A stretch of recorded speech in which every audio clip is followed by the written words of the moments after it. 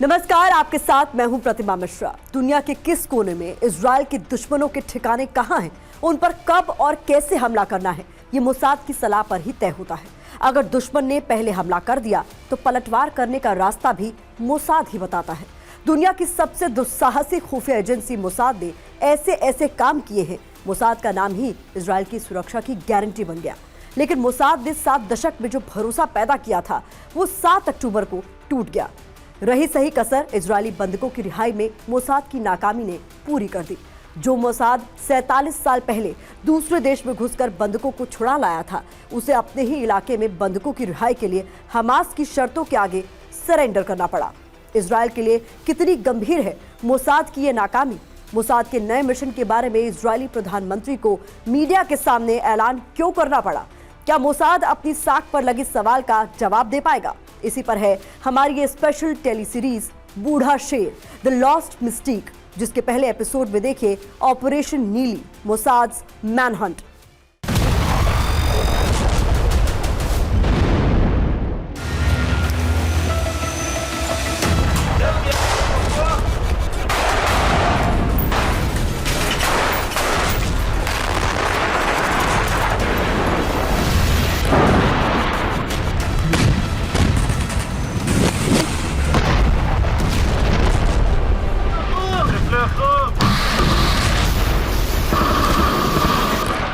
Israel Hamas जंग का 47वां दिन, 22 नवंबर 2023, तेल अवीव, इजराइल।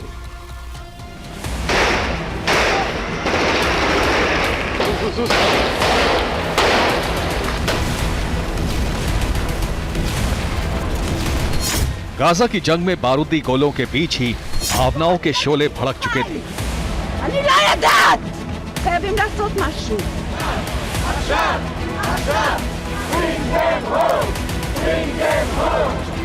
जिन लोगों के घर वाले हमास के चंगुल में थे, उनका दबाव इजरायली प्रधानमंत्री बेंजामिन नेतन्याहू पर बढ़ता जा रहा था।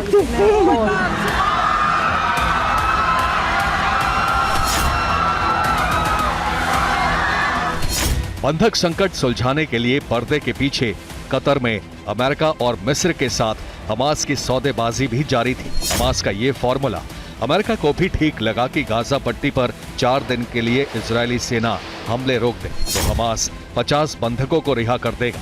बदले में इजरायल को भी फिलिस्तीनी महिलाओं और बच्चों को अपनी कैद से रिहा करना होगा।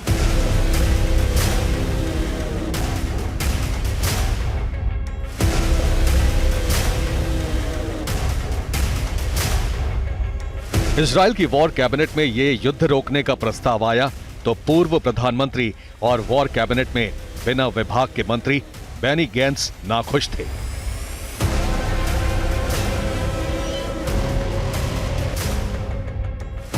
वो हमास को खत्म किए बिना युद्ध रोकने से सहमत नहीं थे। इजरायल के राजनीतिक विश्लेषकों ने प्रधानमंत्री नेतन्याहू को आगाह भी किया कि हमास अगर इस बार भी खत्म नहीं हुआ तो बेंजामिन नेतन्याहू की राजनीति खत्म हो जाएगी।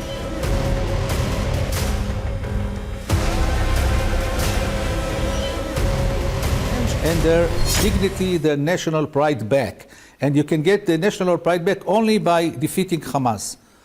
So this is the two things that they want. If Netanyahu can supply those two things, he has a chance maybe to survive with all his political maneuvers. But if he doesn't supply it, he's finished.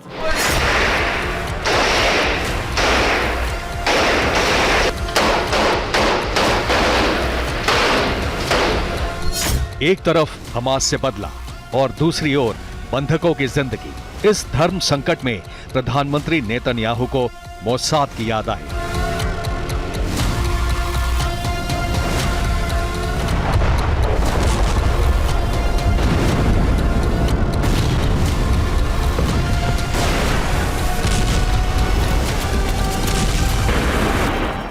बाईस नवंबर 2023, तेल Aviv, Israel. אני הנחיתי כבר את המוסד לפעול נגד ראשי החמאס באשר הם. दुनिया के हर देश में intelligence agency को first line of defence माना जाता है। सुरक्षा की अदृश्य और अभेद्य दीवार। जिसका काम ही होता है चुपचाप देश के दुश्मनों का खात्मा।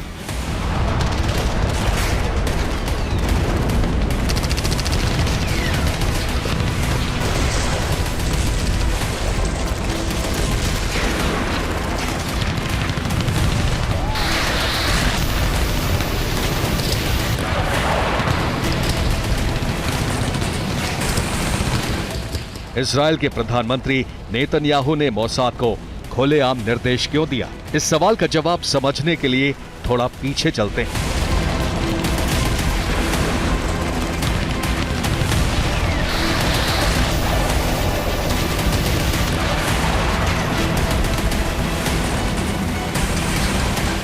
सात अक्टूबर 2023, गाजा बॉर्डर, इजरायल।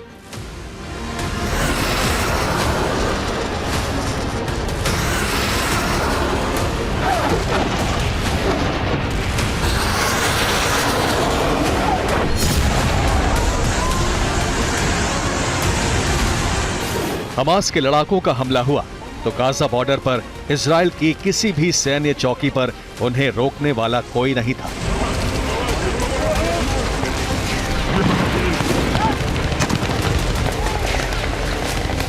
पचहत्तर साल से गाजा बॉर्डर पर 24 घंटे जंग के लिए तैयार रहने वाली इजरायली सेना भी उस दिन बेखबर थी। ऐसे में पहला सवाल यही उठा कि इजरायल की आंख, नाक, कान और दिमाग कहे जाने वाले मोसाद के एजेंट कहां थे?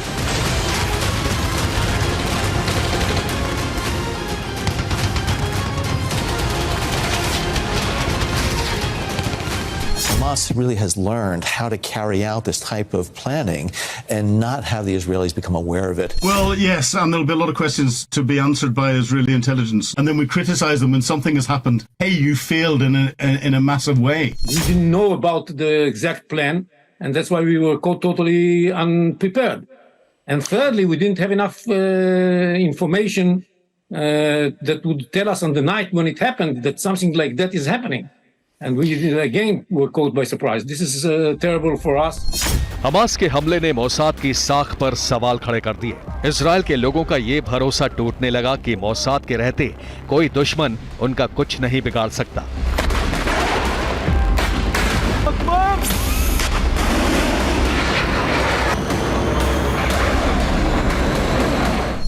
माना जा रहा है कि अपनी खुफिया एजेंसी की साख बहाल करने के लिए ही प्रधानमंत्री नेतन्याहू ने हमास को खत्म करने का जिम्मा मोसाद को सौंपा।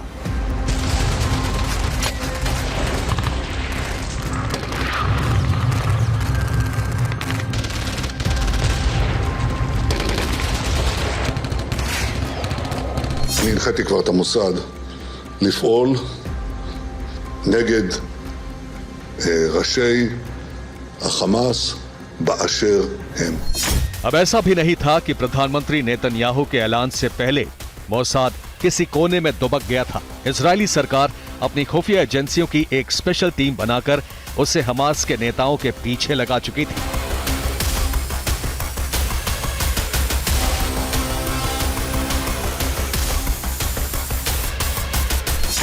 द टाइम्स ऑफ इजरायल ने 22 अक्टूबर 2023 को खबर छापी कि इजरायल की सरकार ने मोसाद और आंतरिक खुफिया एजेंसी शिन बेट की एक साझा टीम बनाकर हमास के खिलाफ ऑपरेशन नीली शुरू कर दिया है।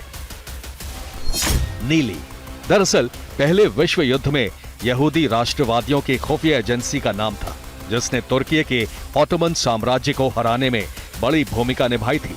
वही इतिहास याद दिलाकर मोसाद के एजेंट्स के दिलो दिमाग में नया हौसला भरने के लिए हमास के खिलाफ स्पेशल ऑपरेशन को नाम दिया गया नीली।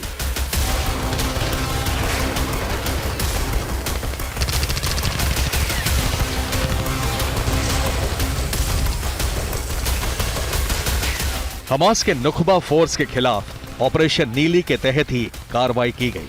14 अक्टूबर को नुखबा फोर्स के कमांडर अली कादी को मोसाद और शिन बेट की साझा टीम ने ही एक ड्रोन हमले में मार गिराया था।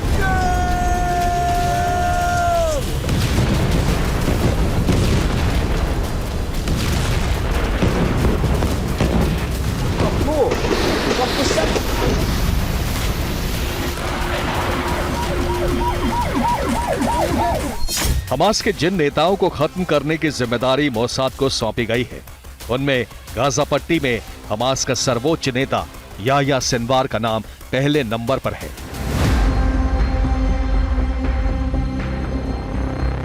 याह्या सिनवार कहां है, ये कोई नहीं जानता।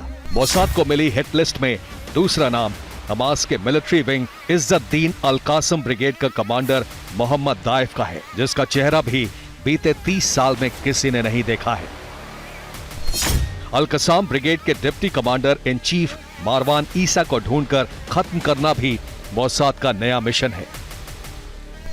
गाजा पट्टी में हमास के पॉलिटिकल ब्यूरो के डिप्टी चेयरमैन सालेह अल अरौरी की तलाश भी जारी है। मोसाद को हमास के इन टॉप कमांडर्स को किसी भी कीमत पर खत्म करने की खुली छूट मिल चुकी है।